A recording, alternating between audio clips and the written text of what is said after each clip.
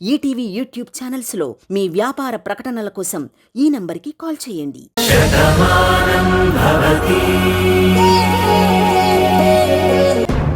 ఏంట్రా మీరు అనేది? బాను అంత పని చేసిందా? అవును బామ్మ, వదిన ఎందుకు ఇలా ప్రవర్తించిందో మాకు కూడా అర్థం కాలేదు.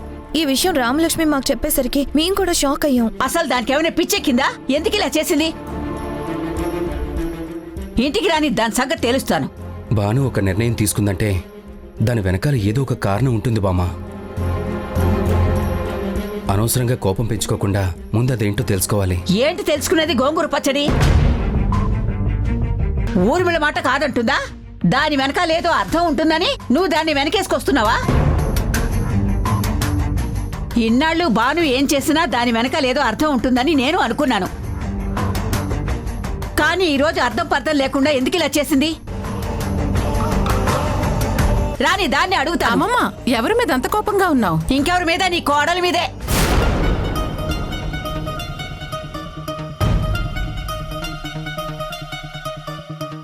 భాను మీద తనేం చేసింది? ఏం చేసిందో నీకు తెలుసు కదా, మళ్ళీ నన్ను అడుగుతావేంటే? ఎందుకు ఇలా చేసిందో అది నాకు సమాధానం చెప్పి తీరాలి.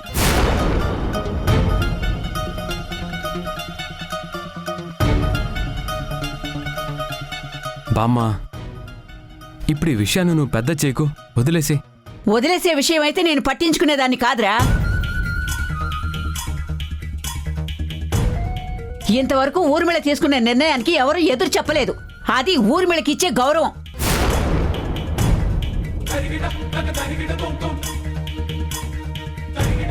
మరి అత్తగారు గొప్పది, అత్తగారి చాటు మనిషినని చెప్పుకునే బాను ఈ రోజు అత్తగారి గౌరవం ఏం చేసిందిరా? దాన్ని ఎలా వదిలేయమంటావు చెప్పు?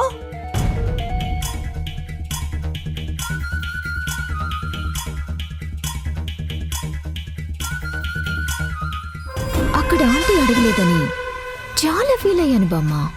కానీ ఇక్కడ ఈ రేంజ్లో నువ్వు రెచ్చిపోతావని నేనసలు ఊహించలేదు. నీకు కోపం వచ్చిందంటే సముద్రానికి ఉగ్రరూపం వచ్చినట్టే. బాను, ఈ ఉప్పెనలో ఇప్పుడు నువ్వు కొట్టుకుపోతావు. చూడండమ్మా, భాను ఏ తప్పు చేయలేదు. తను కంపెనీ బాధ్యత తీసుకోను అనడంలో ఒక అర్థం ఉంది. ఇంటి బాధ్యతలు తీసుకుంటాను అంది. అందుకే ఊర్మిళ కూడా అర్థం చేసుకుని వదిలేసింది. ఓహో, అంత పెద్ద ఇల్లాలివైపోయావా? ఇంటి బాధ్యతనంతా నువ్వే చూసుకుంటావా? ఇన్నాళ్ళు నువ్వే చూసుకున్నావా? ఏ ఇల్లు సజావుగా నడవడం లేదా?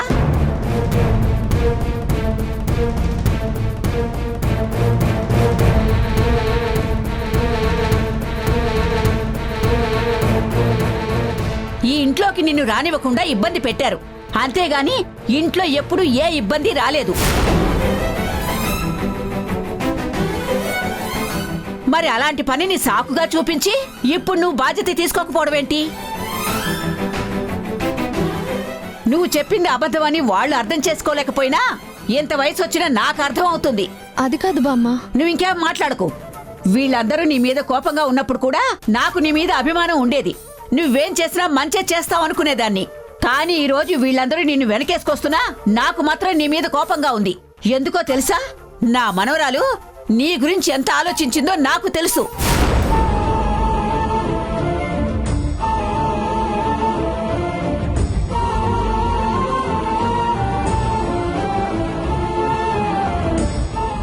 అలాంటి దాని ఆనందాన్ని నువ్వు ఈ రోజు దూరం చేశావు.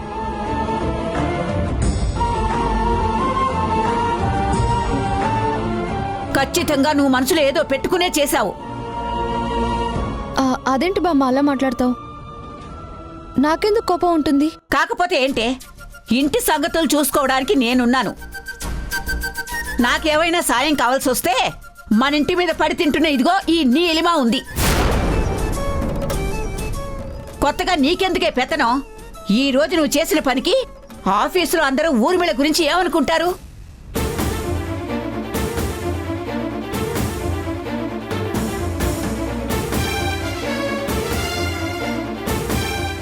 అది నీకు అర్థమైతే ఇలాంటి అర్థం పర్థం లేని నిర్ణయాలు తీసుకునేదానివే కాదు.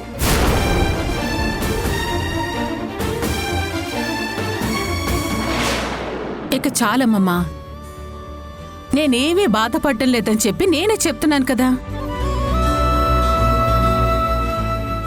నువ్వెందుకు భాను మీద అంత సీరియస్ అవుతున్నావు?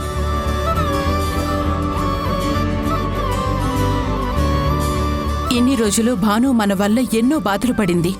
ఏ రోజైనా ఇలా నిలదీసిందా? నేనొకటి అనుకున్నాను, తాను ఇంకొకటి అనుకుంది. నా దగ్గర ఆ స్వతంత్రం వచ్చింది కాబట్టి ధైర్యంగా చెప్పింది. అందుకని నా కోడల్ని నేను అభినందిస్తున్నాను. ఇదిగో ఇక ఈ విషయం గురించి ఎవరూ మాట్లాడకండి. బామ్మ, నా బాను ఎందుకు ఈ నిర్ణయం తీసుకుందో నాకు తెలుసు. వదిలేసి వదిలేసేయ్. కందకలేని దొరద కత్తిపేటకెందుకు అన్నట్టు నాకెందుకులే. ఎలా అయినా పొండి, ఏమైనా చేసుకోండి, నాకెందుకు వచ్చింది? హ? నువ్వు ఈ నిర్ణయం ఎందుకు తీసుకున్నావో నాకు అర్థమైంది బాను. అమ్మ వారసత్వంగా ఈ పోస్ట్ ఇవ్వాలనుకుంది, కానీ నువ్వు వారసుని ఇవ్వాలనుకుంటున్నావు.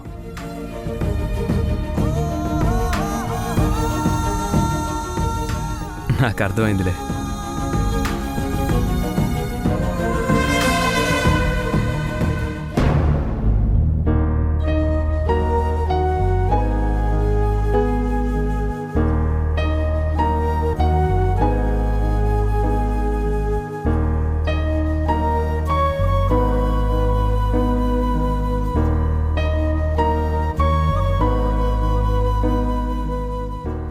ఏంటి చాందిని, దేని గురించి అంతలా ఆలోచిస్తున్నావు?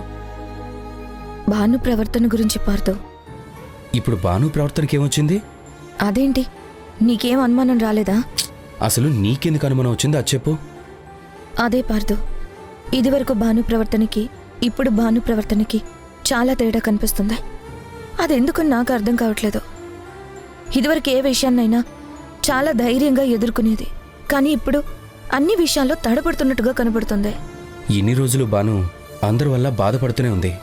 సో ఎప్పుడు బాధలోనే కనిపించేది. ఇప్పుడు ఒక్కసారిగా అందరూ మారిపోయేసరికి భాను కూడా కొత్తగానే ఉంది. అందుకే తను తడబడుతున్నట్టు కనిపిస్తుంది. ఇలా అనుకుంటే నీలిమ ప్రవర్తన మీద నాకు చాలా అనుమానాలున్నాయి. అవి మీ ఎవరికీ కనిపించలేదే. నీలిమ మీద నీకెందుకు అనుమానం వచ్చింది పార్థు? మీ పేరెంట్స్ గురించి అడిగిందనా? సంబంధం లేని విషయాలు అనవసరంగా ఎందుకు తీసుకొస్తుందా అని. ఇందులో సంబంధం లేకపోవడానికి ఏముంది? నిన్ను పెంచిన డాడీ నీకు దూరం అయ్యారు. కనీసం మీ వాళ్ళెవరో తెలిస్తే వాళ్లతో కూడా కలిసి ఉండొచ్చు అని మంచి మనసుతో అడిగిందని అనుకోవచ్చు కదా. చూసావా, భాను విషయం నీకు తప్పుగా కనిపించింది, నీలిమ విషయం మాత్రం నీకు ఒప్పుగా కనిపించింది. నిజానికి నీలిమ చాలా డేంజర్. నీలిమ మంచిదని నేను చెప్పడం లేదు పార్థు. మీ పేరెంట్స్ గురించే తెలుసుకో అంది. తెలుసుకునే ప్రయత్నం చేయొచ్చు కదా. అయిన వాళ్ళందరూ కలిసుంటే ఎంత బాగుంటుందో కదా. దానికి మనిల్లే నిదర్శనం. చూడు చాందిని, నా జీవితంలో వాళ్ళు లేరు అని నీకు ఎప్పుడూ చెప్పేశాను. నాకు డాడా, నువ్వు, ఈ కుటుంబం తప్ప ఇంకెవ్వరితోనూ సంబంధం లేదు. ఇలా లేనిపోని అపోహలు కల్పించాలని నీలిమ అలా మాట్లాడుతుంది. అనవసరంగా నీలిమ మాటల్ని ఎక్కువగా పట్టించుకోకు. వాటి గురించి ఎక్కువగా ఆలోచిస్తే మన మధ్య మాటలు కరువవుతాయి. అసలు నీలిమ నా బ్యాక్గ్రౌండ్ గురించి పదే పదే ఎందుకు అడుగుతుంది? నా వాళ్ళ గురించి టాపిక్ ఎందుకు తీసుకొస్తుంది? ఆలోచించాలి.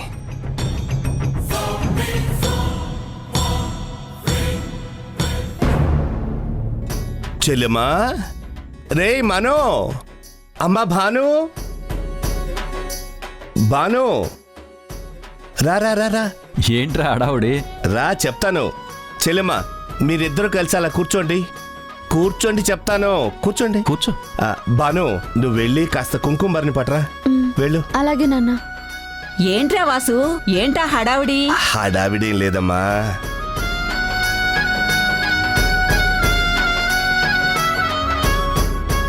రా, చెల్లెమ్మకు బొట్టు పెట్టు.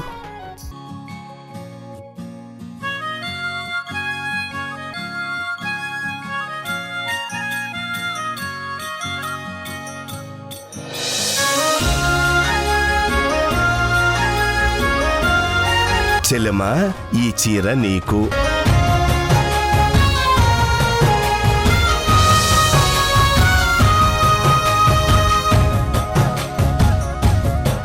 తీసుకో తల్లి. ఈ డ్రెస్ నీకురా.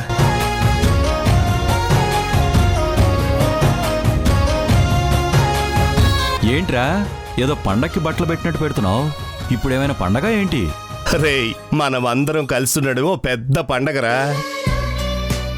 నా కూతురు ఇంత ఆనందంగా ఉంది, అంతకంటే నాకు పెద్ద పండగ ఏముంటుంది చెప్పు?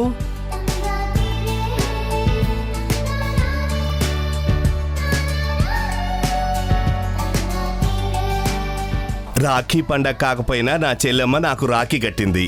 అలాంటప్పుడు నేను పుట్టింటి పట్టు చీర తెచ్చివ్వకూడదా చెప్పు?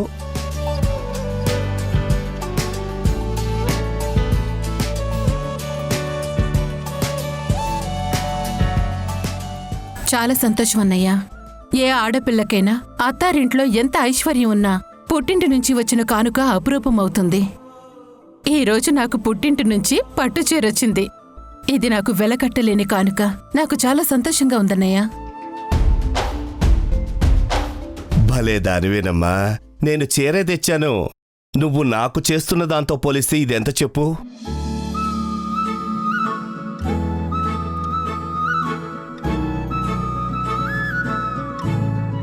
అయినా ఒక తండ్రిగా నా కూతురి ఆనందాన్ని చూస్తుంటే నాకు మాటలు రావట్లేదమ్మా.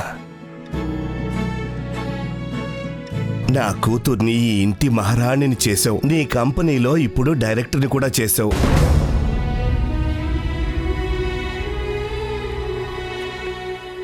ఇంకేం కావాలి చెప్పు?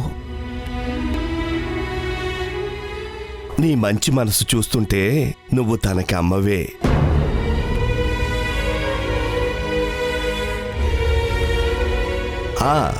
భాను, నువ్వు సంతకం పెట్టడం నేను చూడలేకపోయానమ్మా. అదేదో కలెక్టర్ మీటింగ్ ఉండడం వల్ల రాలేకపోయాను.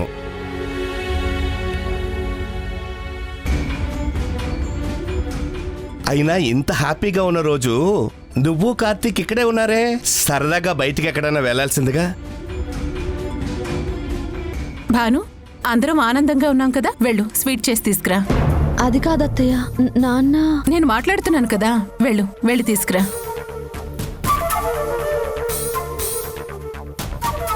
చెల్లెమ్మా, ఏమైంది? తన అలా డల్గా ఉంది. నువ్వేదైతే ఊహించుకున్నావో అది జరగలేదురా వాసు. నీ కూతురు సంతకం పెట్టనందంట. అవునా? అవునన్నయ్య. భాను డైరెక్టర్గా ఉండనని చెప్పేసింది. అదేంటమ్మా, నువ్వు చెప్పాక కూడా తను చేయనందా? అదేంటి? ఉండు, నేను అడుగుతాను. భాను, నా కోడల్ని తప్పు పట్టకండి అన్నయ్య. నా కోడలు తప్పు చేయదు. తనకి ఆఫీసులో అధికారం కన్నా కుటుంబమే ముఖ్యమని చెప్పింది.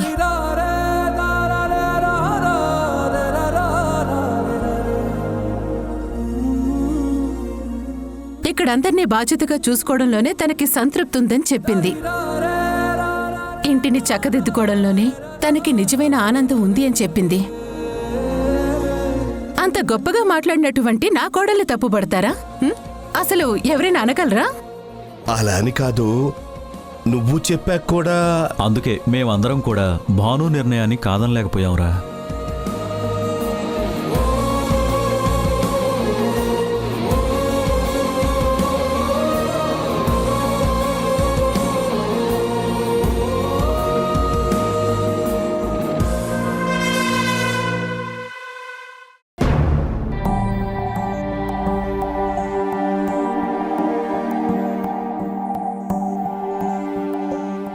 బాను, నేనేమన్నా సాయం చేయనా?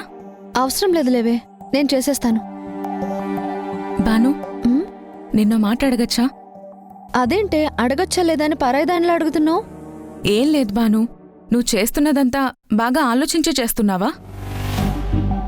మౌనం సమాధానం కాదు బాను, నీ మనసులో ఏదో ఉంది, అది నువ్వు నాకు చెప్పడం లేదు. కొన్ని విషయాలు ఆయనతోనే పంచుకోలేకపోతున్నాను. ఇంకెవరితో నేను పంచుకోగలను చెప్పు? నువ్వు చెప్పలేనందుకు నేను తప్పు పట్టట్లేదు. నువ్వు చేస్తుంది తప్పు అని మాత్రం చెప్పగలను. అందరి ముందు నిన్ను గొప్పగా పరిచయం చేయాలని, ఆఫీసర్గా నీకు ఒక పెద్ద హోదా ఇవ్వాలని మేడం అనుకుంటున్నారు. నా స్నేహితురాలికి అంత గొప్ప అవకాశం వస్తున్నందుకు నేను కూడా హ్యాపీగా ఫీల్ అయ్యాను. కానీ నీ నిర్ణయం వాళ్ళకే కాదు, నాకు కూడా షాక్ ఇచ్చింది.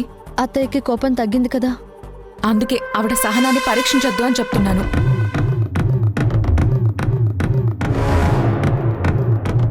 రాము, నువ్వు వెళ్ళి డైనింగ్ టేబుల్ మీద అన్ని సర్దు. నేను పాయసం చేసి తీసుకొస్తాను. అదేంటే? చెప్పాను కదా, వెళ్ళు. సరే అయితే. ఏంటి రాము, ఎక్కడికి వెళ్తున్నావు? సినిమాకి వెళ్తున్నాను, వస్తావా? వెళ్ళు వెళ్ళు.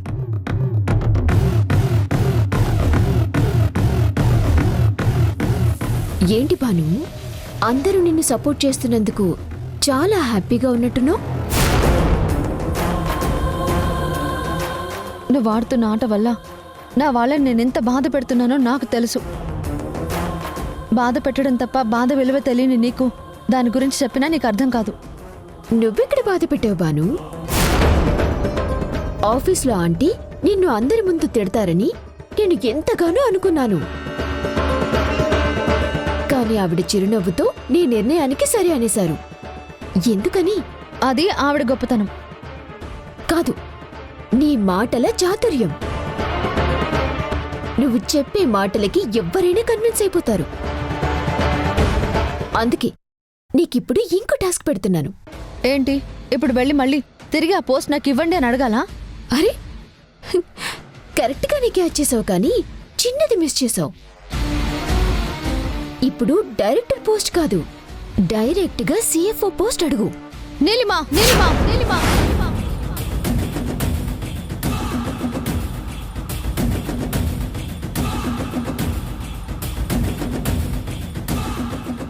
అసలేం మాట్లాడుతున్నావు అర్థం అవుతుందా నీకు? నన్ను కొట్టాలని అనిపిస్తుంది కదా భాను, కానీ నన్ను కొట్టలేవు. బాల్ నా కోర్టులో ఉంది, నాకు నచ్చినట్టు ఆడుకుంటాను. ఏంటమ్మా ఇది మరి చిన్నపిల్లల? ఎంతో మెచ్యూర్డ్గా ఉండే భాను ఇలా ఎందుకు బిహేవ్ చేస్తోంది? నీతో చెప్పకపోయినా నాకు చెప్తుంది. నేను వెళ్ళి అడుగుతాను తల్లి. వద్దన్నయ్య, ఎవ్వరడిగినా సరే నా కోడలు బాధపడుతుంది. తను బాధపడ్డం నాకిష్టం లేదు. చెల్లెమ్మా, అసలేం మాట్లాడుతున్నావో నీకు అర్థం అవుతుందా? ఇప్పటికే నేను చేసిన పనికి నన్ను మెడబట్టుకుని బయటకు తోసేయాలి. కానీ అత్తయ్య దేవత లాంటి వారు కాబట్టి బాధని మనసులో పెట్టుకున్నారు. ఎవరు నన్నొక్క మాట కూడా అనకుండా అడ్డుగోడలాగా నిలబడుతున్నారు. అలాంటి ఆవిడ దగ్గరికి వెళ్ళి నేను మళ్ళీ ఇలా అడగాలా? అందరినీ బాధ పెట్టాలా? ఇంతకన్నా నన్ను చంపేయచ్చు కదా. ఇప్పుడు కూడా అదే చేస్తున్నాను భాను. కాకపోతే ఒక్కసారిగా చంపేస్తే నాకేంటి లాభం చెప్పు? నాకు కావాల్సింది అది కాదు కదా, నిన్ను మానసికంగా చంపుతాను. ఈ బతుకెందుకు రాని నీలో నువ్వే ఏడ్చుకుంటూ చచ్చేలా చేస్తాను. నాకు కావాల్సింది అది. నీకు దండం పెడతాను నీలిమా, నేనైతే అడగలేను, ప్లీజ్. సరే అయితే, నేను నిజాన్ని ఎక్కువ కాలం దాచలేను. మరి ఇప్పుడు నువ్వు వెళ్తావా, నేను వెళ్ళమంటావా?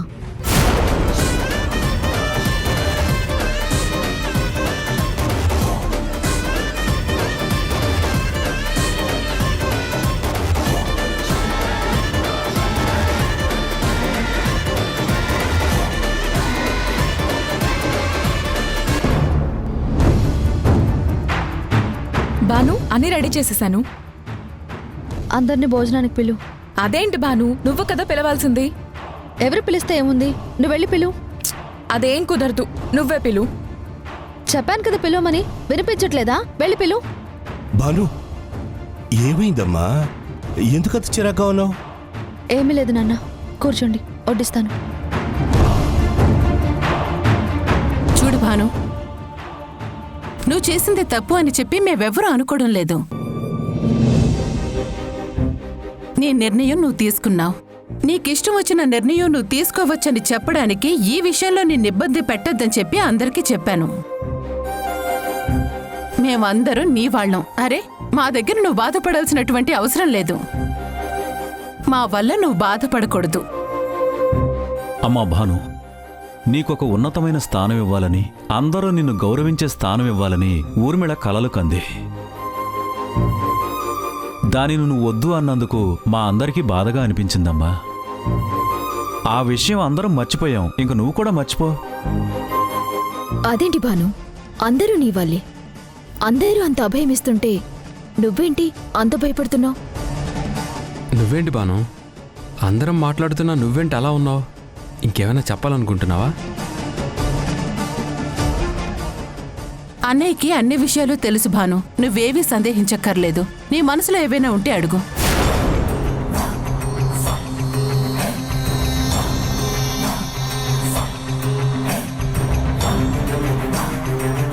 నాకు సిఎఫ్ఓ పొజిషన్ కావాలి.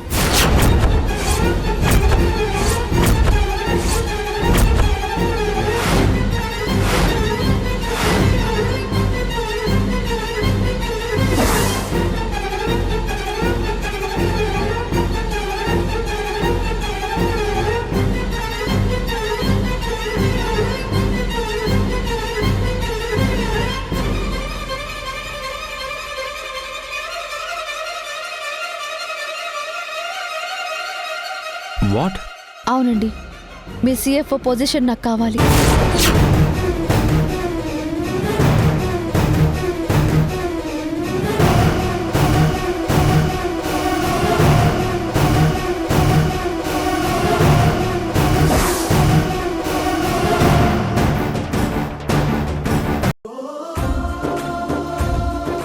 కంగ్రాచులేషన్స్ భాను. థ్యాంక్ యూ అత్తయ్య. బానమ్మ నోట్లో నాలుక లేని అమాయకురాలు అనుకున్నాం కానీ చాలా గట్టిదే. ఇప్పుడు ఏమైందని కార్తిక్ సార్ కుర్చీలో ఆవిడ కూర్చుంది. ఎంతైనా వాళ్ళ ఆవిడే కదా. ఇన్నాళ్ళు వీళ్ళు బానమ్మని నానా మాటలన్నారే, కానీ మనసులో పెట్టుకుందని నాకు అర్థమైంది. అందుకే ఏకంగా మొగుడు సీటుకే ఎసరు పెట్టింది. ఇంకేం చేస్తుందో ఏమో.